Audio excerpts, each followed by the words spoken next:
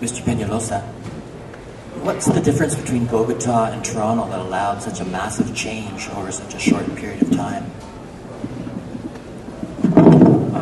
Well, I think that, honestly, I think it was the leadership at the time. I think the leadership does make a difference. I mean, when we thought, like when we were going to close 91 kilometers of roads every Sunday to allow for people walking and cycling, initially, obviously, people thought it wasn't even going to be possible. And now when we get 1.5 million people going out every Sunday, 1.5 out of 7 million people. And it's like a gigantic paved park. And then when we decided to build the network of off-road bike lanes, and we had to do them off-road. We didn't have any bike lanes because people don't really respect painting a line, so it had to be off-road. Otherwise, cyclists would be killed. And we did almost 300 kilometers in 3 years. So it's not an issue of money. Like everybody keeps talking about money. How much is it going to cost? It's almost insignificant. It's peanuts compared to the investments in other things. It's more the political will. That's why I wanted to show the examples of Bogota, but also the ones in Portland, the ones Glen has been talking about, Chicago. Companies like Boeing Corporation was headquartered in Seattle. They were going to move, and they created a team of staff people and they narrowed the choices. And they took it up to a vote to their employees. Where did they want to move? And they chose Chicago. And it's no wonder that Chicago's mayor says that he wants to make Chicago the most bike-friendly city in North America. And he's also built hundreds of parks and hundreds of kilometers of bike lanes and trails and whatever. So this is about being competitive. It's almost about survival of the cities. So how is Toronto gonna focus on this? So I think it's important. And tying this with the previous question, it's not just the survey itself. I think the survey is very important, but also the coalition has to work afterwards to do a follow-up. Because politicians sometimes they talk a lot about these issues, and everybody seems to be in favor. But we gotta see the budgets. Where is it that the money is going? A few months ago, I was at a municipality in Ontario, and that happens in almost every municipality. This one was in Oakville, and at City Council they were presenting the master plan of Parks and Recreation. And I thought it was amazing because the consultants were brought in and everything was about cycling and walking and trails and bike lanes and the service. 80% of the presentation, I said, my God, they finally got it. The last 20% of the presentation was the financial recommendation. Nothing.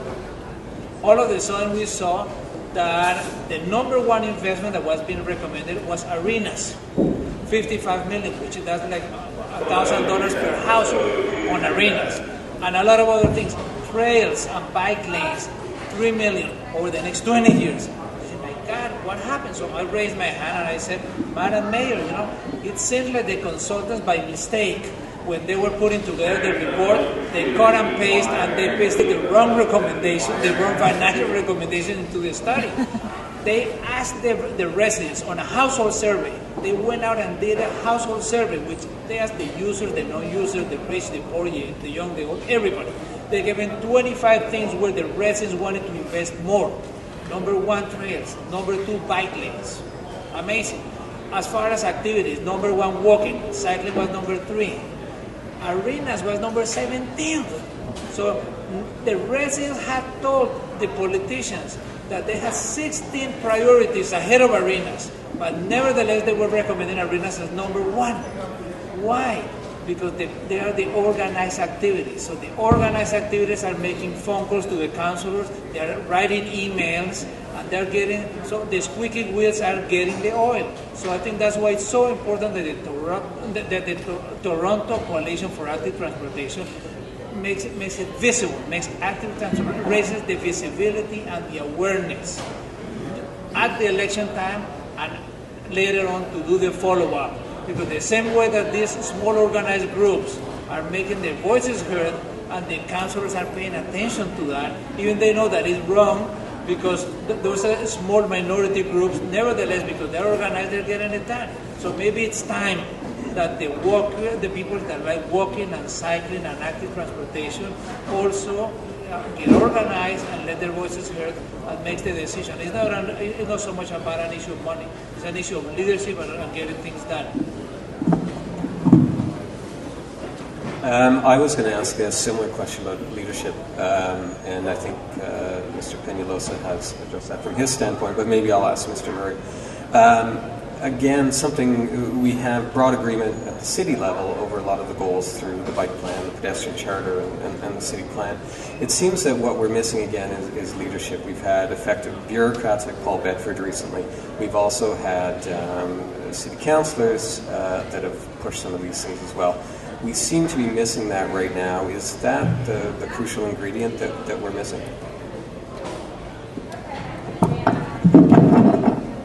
I can't comment on any individual, but I think that leadership doesn't only come from politicians. I think that we have forgotten how to be citizens.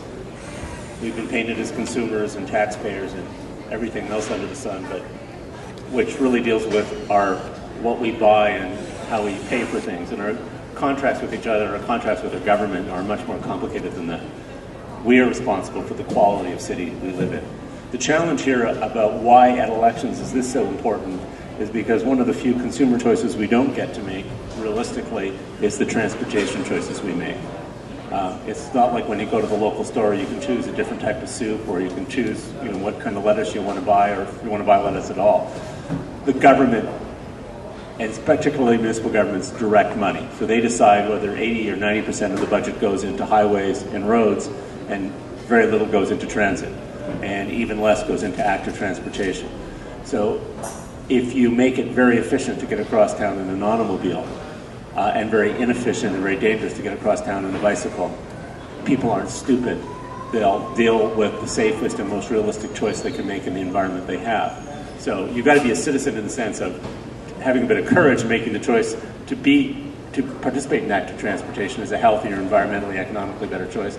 But you've also got to be politically aggressive as a citizen. You've got to be a leader yourself. Expectations, and we start to send a message to our elected officials that our expectations are higher, that we don't want a whole bunch of small promises, then we will get a response from them. I think we've been a very poor audience sometimes as citizens, and that we've just learned to accept governments that give us a small tax cut and fill a few potholes and think that's dynamic leadership. Well, let's raise the bar.